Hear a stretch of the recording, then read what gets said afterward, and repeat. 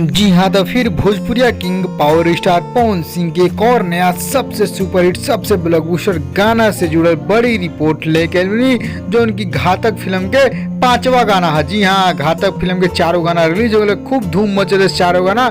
और बारी बाटी इहो जो पांचवा बाटे इहो और सुपर डुपर हिटवा गाना, जो उनकी गाना के बोलवा मार ले मतिया तोहर मोहनी सूरतिया। आप लोग जानते हो तोहर मोहनी सूरतिया गाना करके टाइटल में दिखाओ लगे टेलर में, जो खूब धूम मचे, दर्शक लोग इंतजार भी रहे जौन ई गाना आ भी गल।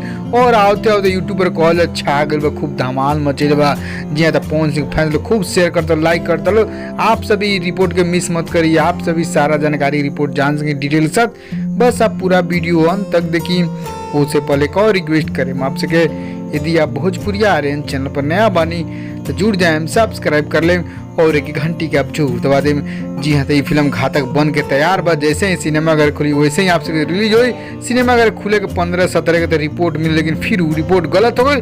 फिर एक नया रिपोर्ट आ रहा बा, जौन की वो तो कन्फर्म बा रिपोर्ट, लेकिन अभी ओकरो पर रिपोर्ट न्यूज अभी ना बने नहीं, क्या पूरा 100% कन्फर्म रिपोर्ट पता कर लें तब तो आपसे उस रिपोर्ट आखिर वो डेट पर फिर खुलता कि ना, ओपनिंग होता कि ना, तो बहुत जल्दी रिपोर्ट बताएं। जी हाँ, तो जैसे खुली सिनेमाघर फिल्म तो आपसे लगभग करी, तो आप सब कहल पवन सिंह पांचवा गाना घातक फिल्म के तोहर मोहनी सूरतिया। जी हाँ, मरले बमतिया तोहर मोहनी सूरतिया गाना के बोलबा, जो उनकी घातक फिल्म के सबसे ब्लॉकबस्टर 10 बार गीत बा, प्यारा गीत बा, जो उनकी रिलीज हो गई इंटरटेन रंगीला यूट्यूब चैनल पर।